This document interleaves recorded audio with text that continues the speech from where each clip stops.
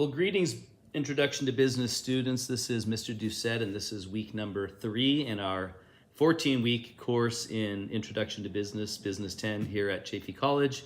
And this week you're going to be looking at expanding into global markets. So maybe you have a business that's doing well here in the US and you want to expand into new markets, which, the 271 million people in the United States is nothing compared to the 6.5 or 7.5 billion people in the world. So obviously your market increases significantly if you can market to other countries. And so we'll talk about that in this week's chapter. So I'm going to share my screen. Here I am on our homepage in Canvas, and I'm going to scroll down here to module number 1. As you know, this is a 14-week class.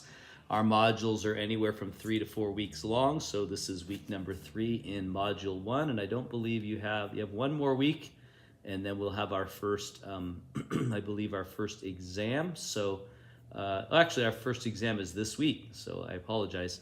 So the first module is only 3 weeks long, so you're going to be having your first exam, but there is no quiz this week, and you're just going to have an exam instead. So as I look ahead, you have chapter 3, so go ahead and read that out of the OpenStax book. You have your second check-in assignment, or your third check-in assignment, second one that involves the textbook. So I want to make sure that you know your job here with the check-in assignment is just to find the answers of the questions I'm asking right out of the textbook. I'm not looking for you to give your opinion or what you think. I'm just asking you to give me what the textbook says, unless the question asks for your opinion. Other than that, just give me the textbook answer.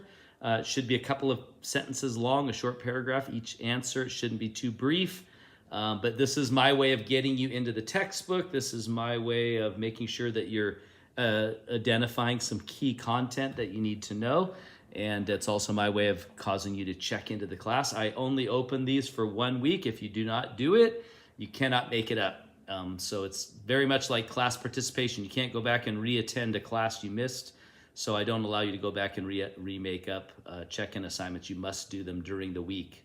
And that's plenty of time. You have from Monday morning at 12 a.m. to Sunday night at 11:59 the next week. So you have a whole week. So there's no reason why you shouldn't be able to log in and complete that assignment. Then you have your homework assignment for number 3.